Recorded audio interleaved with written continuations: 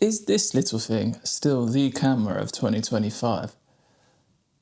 Let's have a look and dive in to see how this camera holds up in 2025.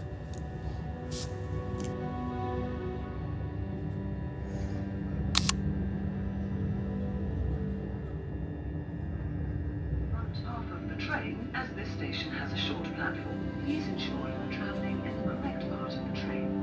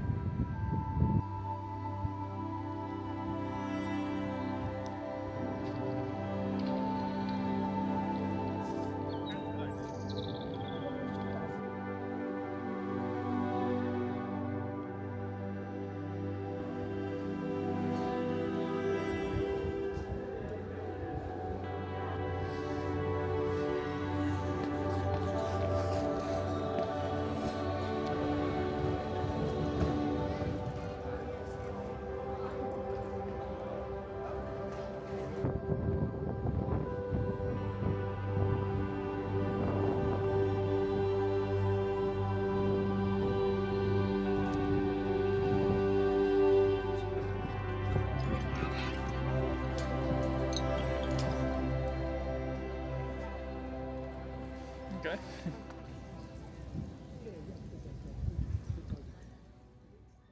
Hi, I'm Ali and welcome back to the channel, and today we're gonna discuss the Osmo Action Pocket 3. Nearly said Action 5 Pro there. I'm actually recording on the Action 5 Pro, so yeah, we're gonna do a little deep dive into the Pocket 3 and whether or not this thing still holds up in 2025. So, little spoiler, if you can't be bothered to watch the rest of the video, yes, it certainly does. It is a great little camera and it does hold up for 2025. But why? Let's have a look at why this camera still works so well in 2025. Let's have a quick look at my notes. So I think first of all, it's easy to say that it is very small, it's very compact, doesn't quite fit into your pocket. So the name Pocket 3, perhaps not, but you know, it slips into a bag, a little shoulder bag, sling bag, whatever you have perfectly. So top tip, get a little sling bag for it and Bob's your uncle. It will be there at any time you need it. Next up, I mean, simple one, they don't care about your equipment. They care about the story you're telling, and they're interested in you as a person and what your content has to show and teach them. Are you providing them value? And this little camera, the Pocket 3, really does just help do that. Great camera sensor, great picture, it works flawlessly. We're not working for multi-million pound productions, we're not shooting £1 million commercials. We just want to get our voice out there, we want to share a story, and some of us, we quite like playing and experimenting with some new cool little cameras. Not fancy cameras by any means in today's world, but you know, still a very, very impressive little bit of kit. I think I've already touched upon it, but you know, great sensors on the Pocket 3 and a great image, especially when you put it into Pro mode and you know, you have D-Log M switched on, so you've got 10-bit color there as well, and you can really do some quite impressive stuff in post with it if you want to. I mean, a lot of people will just use it straight out the box, full auto, and it works absolutely fantastically in full auto as well. And I think I've seen that actually picture quality in full auto is, as long as you've got it in 10-bit, actually does produce slightly better results than whether or not it's in D-Log. One use case scenario I've seen a lot of this camera being used for is BTS, shooting for behind the scenes content. You know, they might take it on set with them or just taking it out and about. A lot of content creators I watch on a quite regular basis have the Pocket 3 with them, and you know, it's not necessarily their A cam, but they're just using it to show setups and lighting and what have you, and the surrounding area. So yeah, great behind the scenes cameras if that's what you're into.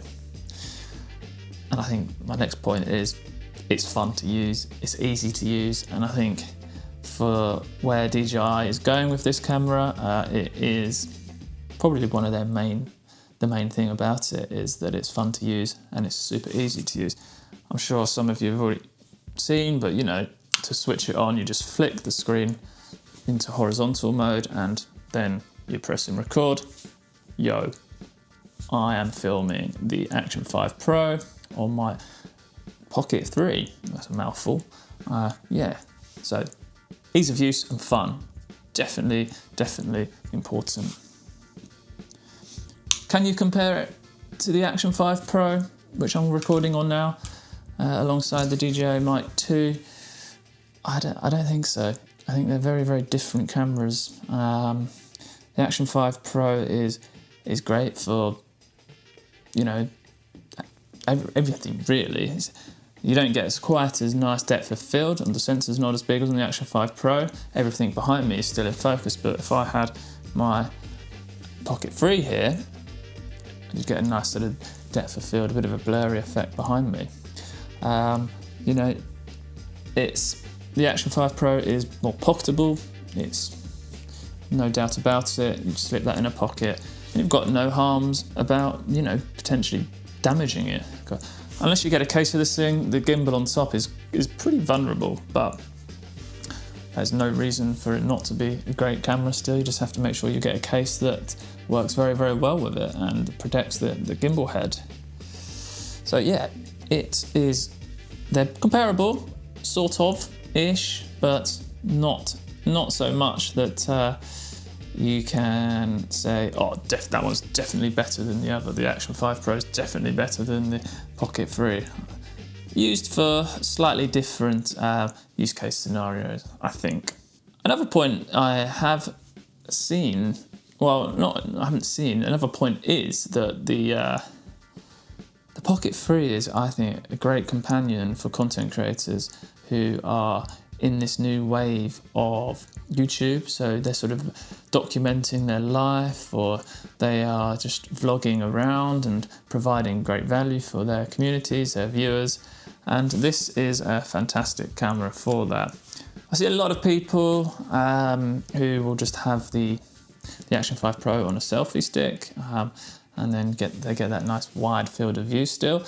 But I mean, you still get a relatively wide field of view on the Osmo Pocket 3, but not quite as wide as the Action 5 Pro. But yeah, it is very much going back to my original point is this is very good, suitable for the changing YouTube landscape. You know, I'm seeing a lot more sort of raw, authentic vlogs coming out there, or content from creators now, and a lot of it is being filmed on this little guy, and also on the Action 5 Pro, which I'm using now. Yeah, it's great for capturing that raw content, that, you know, that unedited, that unfinessed content. It does work perfectly for that, and I think that is the whole point of the Pocket 3, you know, capture that authentic self, that authentic content. Okay, and then also, and probably my final point for today, is that it's really expandable. You can get you've got lots of filter options for it, you've got a wide angle lens for it, you've got the mics, which I've got here. You know, plenty of accessories that can work really well with this. One I really like, I've got that magnetic clip, so I just put it into its holding case. I haven't got it, it's in my desk, I'm not going to get it. And you can literally just clip it on, and then it will stick to anything metal, obviously, or most things metal.